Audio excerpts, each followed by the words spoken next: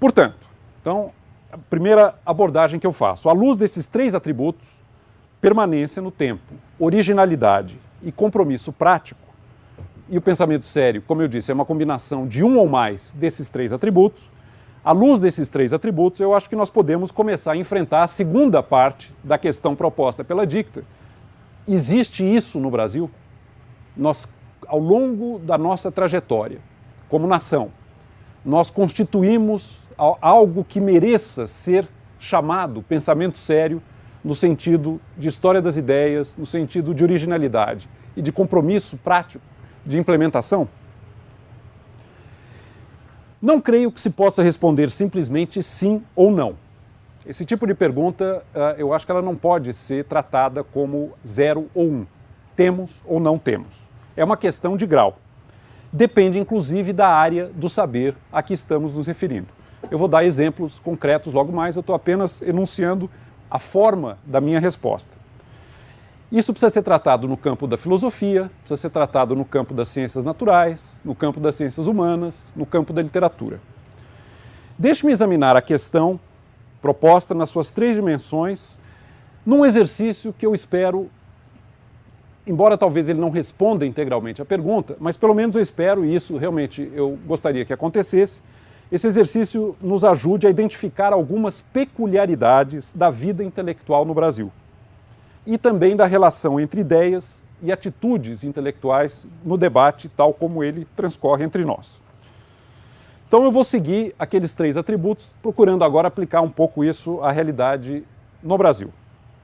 Começar falando de história das ideias. Tá? E aqui, me permitam, rapidamente, eu vou me reportar a minha experiência como intelectual. Eu, quando tinha mais ou menos a idade de vocês, né, os jovens editores da Dicta, eu tive uma oportunidade de fazer pós-graduação na Inglaterra. E acabei permanecendo lá durante 7 anos. Depois do doutorado, me tornei professor e pesquisador na Universidade de Cambridge. Um dia eu me dei conta de algo que me chamou a atenção e que me marcou. Né? Você está num ambiente muito cosmopolita, com pessoas de muitas diferentes nações e origens. Eu olhava para os ingleses, olhava para os franceses, os italianos e os alemães. E me comparava. Evidentemente você está se comparando. E eu percebi uma diferença radical. Todos esses europeus, a que eu me reportei, eles têm um passado intelectual. Eles têm uma tradição com a qual eles dialogam, de pensamento rico. Alguns casos vindo do Renascimento, outros casos do Iluminismo, outros um pouco mais recentes, mas todos eles têm um passado, têm clássicos na sua língua com o qual eles dialogam e pertencem a uma tradição. Eu olhei para mim e falei, eu sou um brasileiro, eu não tenho passado, eu não tenho tradição. Eu não tenho na minha comunidade linguística da língua portuguesa, eu não tenho nada tão rico, tão poderoso, com que eu possa dialogar como eu percebo claramente que alguém da comunidade linguística inglesa, francesa, italiana ou alemã tem. Isso nos mais diferentes campos, filosofia, ciências humanas, literatura.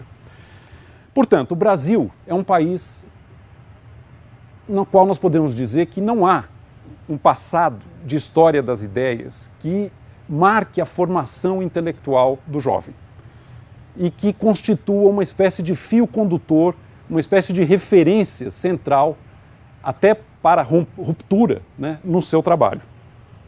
Não há encadeamento.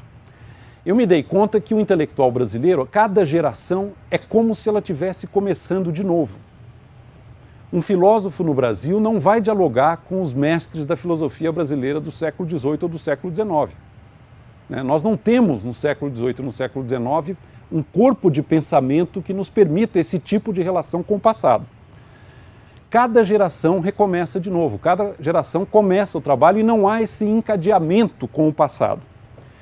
Mesmo países tardios, em termos de afirmação na história das ideias, eu estou me referindo a uma Alemanha, a uma Rússia, países que o Isaiah Berlin descreve como não tendo iluminismo, a partir do final do século XVIII e início do século XIX, eles aparecem com muita força na história das ideias e constituem, nesse momento, uma tradição, um conjunto de clássicos que se tornam realmente influentes e universalmente reconhecidos na história das ideias, né?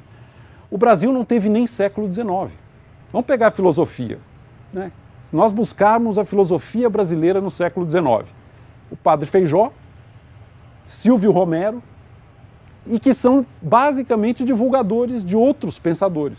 Não tem autonomia, não tem realmente algo muito original. Vamos pegar no campo da economia, né? Um pensamento econômico brasileiro.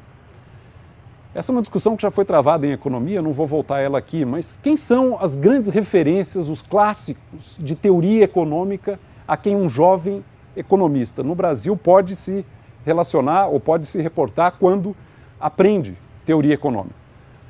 Nós temos em várias outras tradições, inglesa, francesa, italiana, alemã, nós temos um corpo de pensamento e de pensadores econômicos muito relevantes, alguns mais do que outros, mas com os quais se pode estabelecer algum tipo de relação e de continuidade.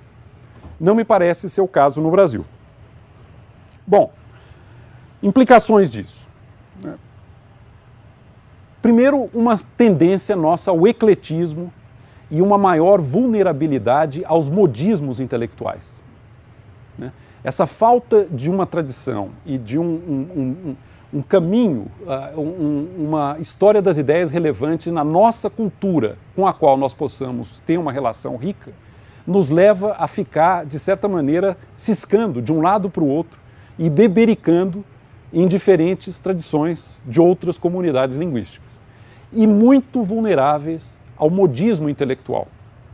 Eu me lembro com amargor da minha graduação aqui no Brasil, em que, em vez de, por exemplo, estudar os grandes clássicos da filosofia e da economia, eu ficava tentando acompanhar a última palavra, a última moda do pensamento na França, sem ter nada por trás que pudesse embasar um acompanhamento mais frutífero a esse tipo de modismo intelectual.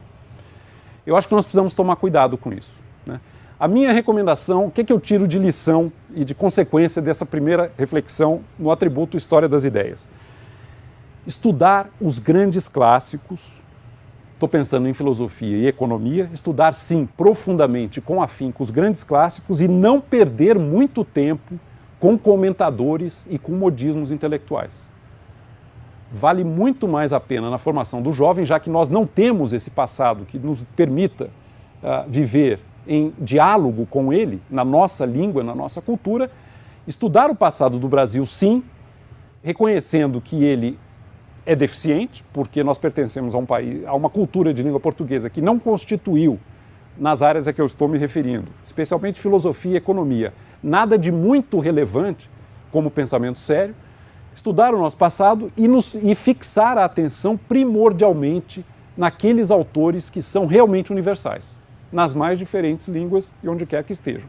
Mas não perder muito tempo tentando acompanhar a última palavra, a moda mais recente, aquilo que está nas paradas do pensamento intelectual europeu no momento. Eu reconheço que perdi muito tempo, devo dizer, na minha formação, por não ter sido alertado quanto a isso.